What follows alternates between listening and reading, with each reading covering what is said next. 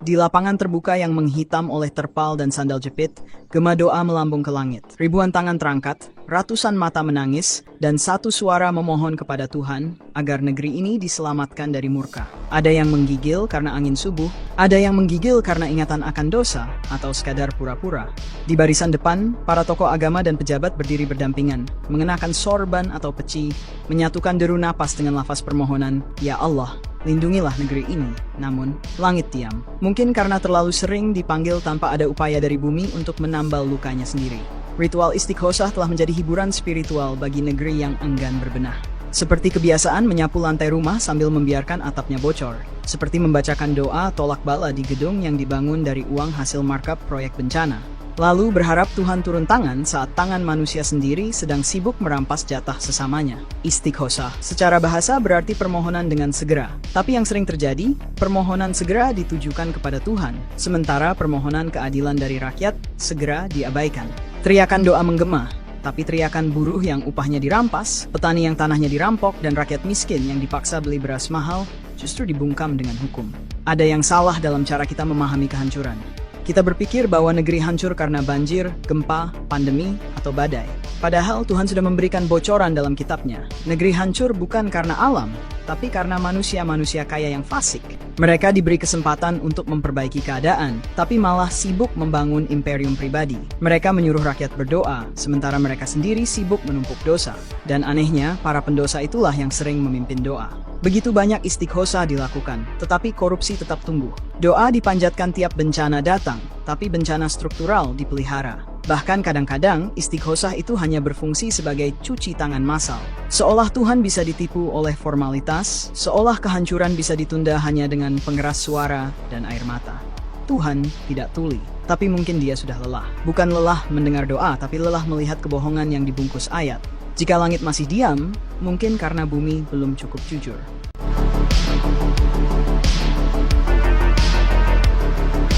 Kita sering mengira bahwa kehancuran datang karena murka Tuhan, karena azab, karena doa yang kurang khusyuk, karena ulama tak cukup banyak, karena rakyat lupa bersyukur. Tapi Al-Quran justru menelanjangi kesalahan kita yang paling akut, kerakusan para pemilik kuasa.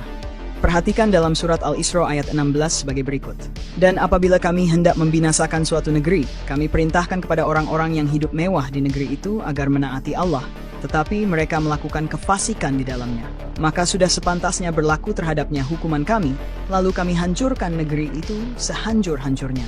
Mari kita berhenti sejenak di kata mutrofiha. Bukan orang jahat, bukan orang kafir, bukan pula orang miskin yang malas bekerja, tapi justru mereka yang hidup mewah, para elit, para pemilik modal, para raja minyak, para jenderal tambang, para pengusaha proyek bansos, dan para pemilik partai yang berbisnis di dua kaki. Satu di mimbar doa, satu lagi di rekening offshore.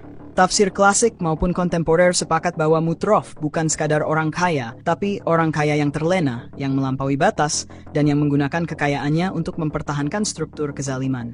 Mereka membangun gedung tinggi, tapi menghancurkan harga diri rakyat. Mereka menyumbang masjid, tapi menggusur kampung untuk jalan tol. Yang menarik, dalam tafsir Al-Qurtubi, ia membandingkan dengan musyaf Ubay bin Ka'ab. Dalam musyafnya dituliskan, dan apabila kami hendak membinasakan suatu negeri, kami utus kepada mereka para pembesar pelaku kejahatannya, lalu mereka melakukan tipu daya di dalamnya, maka berlakulah atasnya hukuman kami. Berdasarkan keterangan dari surat Al-Isra ayat 16 tersebut, maka kita bisa melihat tanda-tanda sebuah negeri sedang menuju kehancuran. Jika di dalamnya para oligarki atau kaum borjuis bagi-bagi berkat secara diam-diam di dalam kamar, sedangkan rakyat masih sibuk membacakan tahlil di ruang tengah. Inilah borjuis lokal yang bersarung di siang hari dan berjas di malam hari.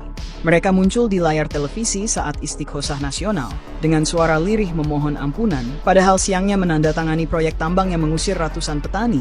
Mereka menjelma seperti tokoh dalam drama Yunani, wajah bersinar, lidah berdoa, tangan mencuri. Dan ketika negeri ini runtuh, ketika harga sembako melambung, tanah longsor karena bukit dikeruk, air menghitam karena limbah industri, anak-anak tidak bisa sekolah karena iuran pendidikan, para pemilik dosa itu akan berkata, ini ujian dari Allah. Padahal Allah sudah memperingatkan sejak lama. Bukan gempa, bukan badai, bukan meteor, tapi kalian sendiri yang jadi penyebabnya. Bencana alam bisa kita maklumi.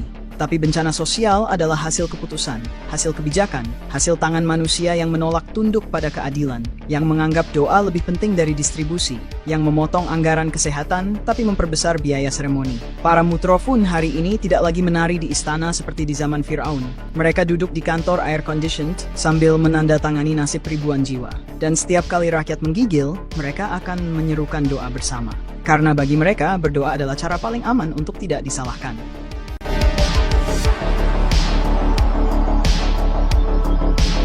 Agama, pada titik tertentu, bisa menjadi candu. Tapi yang lebih memabukkan dari candu adalah ketika ritual dijadikan pelarian, dan doa dijadikan pengganti kerja keras membenahi struktur kebobrokan. Negeri ini sedang tidak kekurangan ibadah, tapi kekurangan keberanian menyingkap siapa yang selama ini bersembunyi di balik sorban. Di negeri ini, solusi paling murah adalah doa bersama. Murah, karena tidak butuh keberanian. Tidak perlu menyentuh akar masalah. Tidak usah mengusik kenyamanan penguasa. Cukup gelar karpet, panggil ustaz, bacakan ayat, lalu tuding iblis sebagai biang segalanya. Sementara iblis sebenarnya sudah pensiun. Tugasnya digantikan manusia-manusia yang bisa membaca tafsir, tapi menolak membacakan kejujuran. Doa telah direduksi menjadi kosmetik sosial. Ia menjadi acara rutin sebelum memulai rapat kebijakan yang menindas, pembuka seremoni pemecatan buruh massal, penutup rapat anggaran yang penuh markup. Tidak heran jika doa terdengar indah, tapi tidak punya gema. Inilah yang disebut ritualisasi solusi. Kita memproduksi doa bukan keadilan. Kita melestarikan zikir, tapi memusuhi kritik. Kita meneteskan air mata dalam istighosah, tapi tega menahan anggaran bantuan banjir demi optimalisasi belanja modal. Tuhan dijadikan tameng, bukan tujuan. Ada sebuah ironi yang lebih getir. Doa yang dipanjatkan seringkali ditulis oleh pihak yang justru menjadi biang masalah.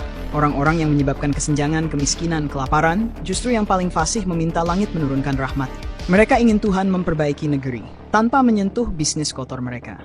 Bukankah ini semacam pemerasan spiritual? Kita datang kepada Tuhan dengan proposal yang kita rusak sendiri. Seperti pasien yang meracuni dirinya setiap hari, lalu marah ketika dokter tak kunjung menyembuhkan. Bahkan seringkali, dalam forum doa bersama, rakyat kecil hanya jadi latar belakang. Paduan suara yang menangis agar para elit terlihat khusyuk. Semakin parah kerusakan negeri ini, semakin ramai acara istighosah.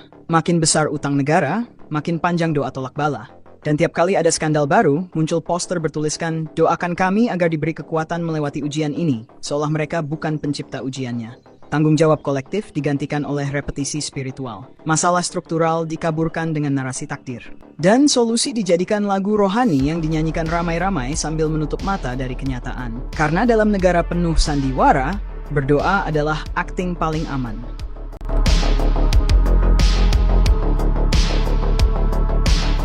Doa adalah percakapan paling jujur antara makhluk dan Khaliknya. Tapi di negeri ini, doa sudah kehilangan etika. Karena yang memanjatkan bukan lagi orang-orang yang menyesal, tapi orang-orang yang sedang menyelamatkan citra. Kita diajari sejak kecil bahwa doa adalah senjata orang beriman. Tapi sekarang, doa berubah menjadi tameng, bukan untuk melawan kezaliman, tapi untuk menghindari tanggung jawab. Ia menjadi sejenis kertas lakban spiritual yang ditempelkan di dinding retak rumah bernama negara. Menutup kerusakan tanpa memperbaikinya. Padahal, tidak semua doa didengar. Al-Quran dan hadis sudah lama membocorkan itu. Ada doa yang tak melewati langit-langit mulut si pendosa. Ada doa yang mental ke bumi karena tidak disertai niat bersih dan amal yang sahih. Bahkan dalam sebuah hadis yang diriwayatkan oleh Muslim, Nabi bersabda tentang seseorang yang mengangkat tangan ke langit tapi pakaiannya dari yang haram, makanannya dari yang haram, hartanya dari yang haram. Fa'anna yustajabu lahu. Bagaimana mungkin doanya dikabulkan? Tapi di negeri ini, logikanya dibalik. Yang paling rajin berdoa, justru yang paling banyak menyimpan harta tak wajar. Yang paling keras menyebut nama Tuhan, justru yang paling sering mencabut subsidi rakyat. Dan yang paling fasih membaca ayat, justru yang paling cepat mengamputasi hak sesama. Doa, jika tidak disertai pertobatan struktural, hanya menjadi karikatur keagamaan. Ia seperti menabur parfum di tubuh yang belum mandi. Wangi sesaat, tapi busuknya tak hilang. Negeri ini butuh bukan hanya air mata di sajadah, tapi pengakuan di meja hukum. Bukan hanya istighfar lisan, tapi pengembalian tanah rakyat yang dirampas. Apa gunanya kunut nazilah dibaca panjang-panjang, sementara yang menyebabkan nazilahnya justru duduk nyaman di barisan terdepan?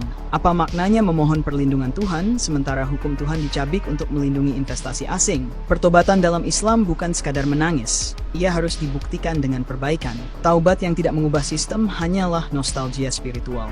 Dan sayangnya, nostalgia tidak menyelamatkan siapa-siapa. Negeri ini tidak kekurangan doa. Yang kurang adalah keberanian untuk berkata, kita telah salah. Yang kurang adalah pemimpin yang rela turun dari singgasananya dan memulangkan apa yang bukan haknya. Yang kurang adalah ulama yang berani mengutuk kekuasaan yang zolim, bukan malah duduk di sebelahnya. Karena doa tanpa kejujuran bukan hanya tidak berguna, ia bisa menjadi laknat yang dipanjatkan dengan suara merdu.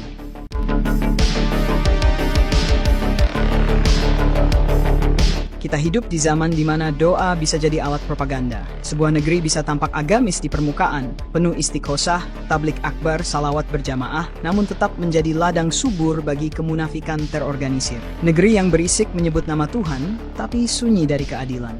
Dan ketika bencana datang, kita pun bergegas memanggil Tuhan, seolah ia sedang lengah, seolah ia perlu diingatkan bahwa negeri ini sedang sekarat, padahal mungkin Tuhan tidak diam. Kitalah yang tuli. Kita tidak mendengar jeritan anak-anak yang kelaparan, tangisan para petani yang kehilangan tanah, atau bisikan para buruh yang upahnya dipangkas demi keuntungan saham. Kita hanya mendengar suara sendiri. Suara doa yang terus-menerus kita lantunkan agar Tuhan menyelamatkan apa yang kita sendiri rusak setiap hari. Apalagi yang kita harapkan dari langit ketika bumi ini tak kita benahi. Istighosah tanpa perbaikan hanyalah teater kesalehan. Zikir yang dilantunkan di sela perampasan tanah bukanlah ibadah, tapi ironi. Doa yang naik dari tangan-tangan kotor hanya akan menjadi asap tipis yang tersesat arah, tak menuju langit, tak kembali ke bumi. Menggantung di antara kebohongan dan kepura-puraan. Tuhan tidak menolak doa, tapi dia tidak bisa disuap.